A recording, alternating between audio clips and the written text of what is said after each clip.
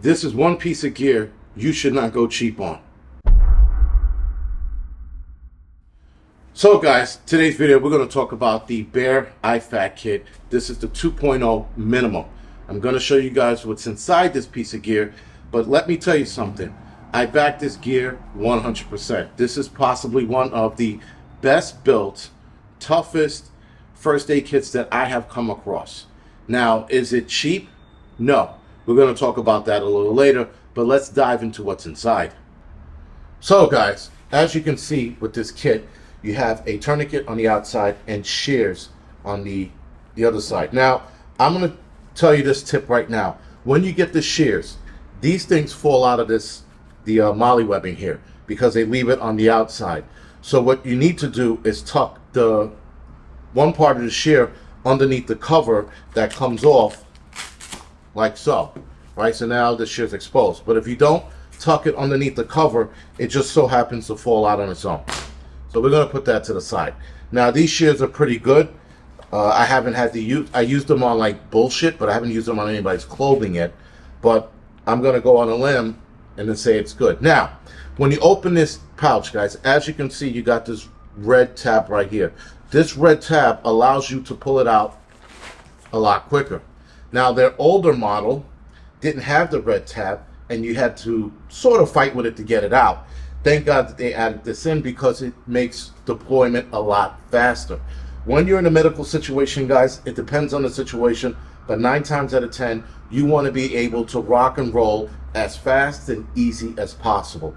That being said, when you get one of these kits, go through the kit. Know what's inside the kit so that you know exactly where you need to go to in that kit and not start fumbling around and trying to figure everything out. Now, obviously they have another red tab here, easily opens, and there goes the kit, fully opened up. So we're going to go through everything that's in this kit, obviously, because that's the point of this video. Now, as you can see, guys, everything is tucked away nicely. During an emergency, don't concern yourself with that. Pull out what you have to pull out. Throw things where you have to throw them. Don't throw them too far, all right? Make sure everything is within a vicinity of like this table. Now, like I said before, if you go through this pouch or this first aid kit or trauma kit, because this is more like a trauma kit, you go through like this mini trauma kit, you should know where everything is. So when you open it up, you grab the trauma bandage. Yo, you want an eye patch? You grab the eye patch right here, right? Oh, you just need some tape? You just unroll this a little bit, right? So you should know where everything is in the pouch. Anyway, let's get it out of the way. First stop is this cotton gauze. Now this is a Z-fold gauze. This Z-fold gauze opens up a lot bigger than you think. This, guys, is an eye patch. It comes in orange, but it's actually see-through, right? But it's a color orange. They also have a silver one or a clear one to put over somebody's injured eye. Now, here's the thing with injured eyes. If you have an injured eye, guys, you're wrapping both eyes anyway. You're going to put this over somebody's eye that might have an eyeball that's sort of popping out or has something. If there's something in it, you're going to do another kind of dressing, right? You're going to do a stabilization dressing where you're going to put two gauze, if you will, and strap it around or straddle the object, and then you're going to wrap it around to stabilize the object so it doesn't move around anymore. But if the person's eye is injured and or missing, you're wrapping both eyes anyway because you want to cut down on sympathetic eye movement, which can create more damage to the injured eye. All right. This is a trauma bandage, or trauma dressing rather. I've never seen trauma dressing wrapped this tight, but I can tell you this much, it's vacuum sealed, and when you open it up, it's going to expand a lot more. Everything in here, guys, is American made and from American companies. That's another reason why it's so high in price. You're going to get to price in a little bit. This is another roll of gauze. You could wrap that around a smaller wound, if you will. This is for heavy bleeding wounds. This is going to be something, guys, that if the person's heavy bleeding, you're going to use this. And if you have any other gauze, you're going to stuff that wound with the gauze. You're going to wrap that around it.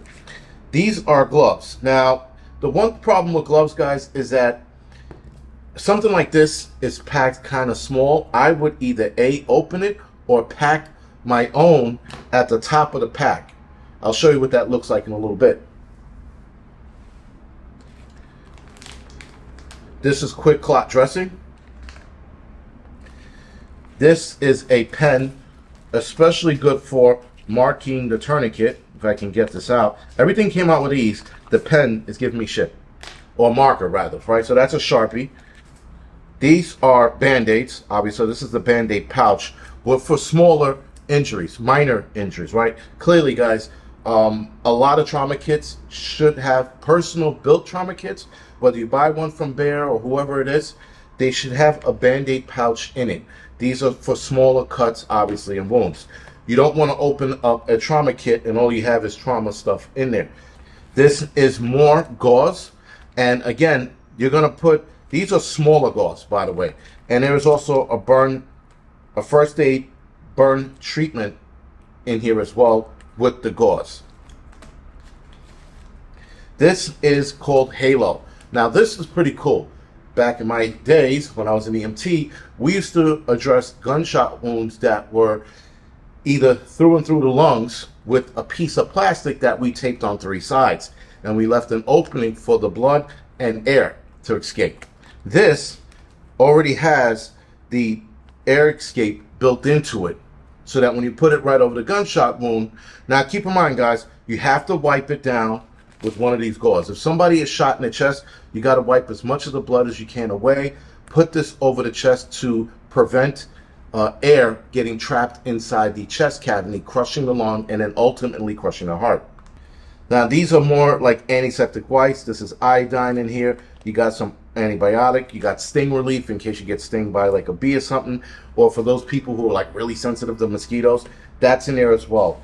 You should know, guys, everything that's in here when you buy a kit like this. Tear it apart, put it back together. Tear it apart again, put it back together. Become fluid with the movements of breaking everything out. Become fluid with the movements or the actual location of each of these things. Now, obviously, I wasn't fluid with this movement because I'm pretty much never going to touch that, right? Once I put a tourniquet on, I'll remember the time off the top of my head, and then I'll be able to adjust accordingly.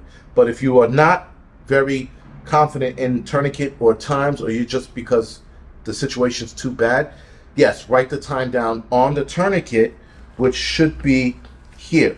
Once you put this gray part across, you can write the time that you applied it there. Now, in a city like New York, a tourniquet's going to go on and then they're going to get to the hospital. Hospitals are like stone throws away here. But if you're in an area where the hospital is outside of, 10, 20 minutes, this is what you're going to, now they say once you put the tourniquet on, leave the tourniquet on, don't release. Back in the days when I became an EMT, they said put the tourniquet on. If it's a long distance, you're going to release the tourniquet to let the bad blood out and then reapply it. That no longer applies. Once the tourniquet is on, you write the time down, and then that's it. So, guys, here's the rub. The kit is $200 or $199 fully stocked. You can't add add-ons when you go online. There's certain add-ons you can add, like the needle decompression, if you know how to do that. Don't get stuff, guys, add stuff to a kit that you don't know how to use. Learn how to use it, because I'm going to tell you right now, there's nothing more embarrassing, and you can actually hurt the patient if you don't know how to use a lot of this stuff. This stuff is pretty straightforward, but I would still take a trauma course or some kind of first aid course, like the Refuge Medical course. I would absolutely take that. If that's too far for you, wherever Skinny Medic is, he has courses not throughout, but I know he has courses as well, so you can try him. Just take a course. But when it comes to money, guys, $200, you guys are like, that's pretty expensive. I could build my own. You can.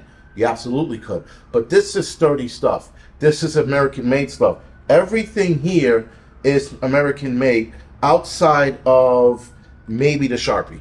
Maybe that's made in China. But nonetheless, everything here on this table is American-made. And we cannot keep complaining, guys, about not having American-made items and then complain about the price. You can't have it both ways. With that, guys, just buy the item. This is something, guys, that you need. Now, can I build my own?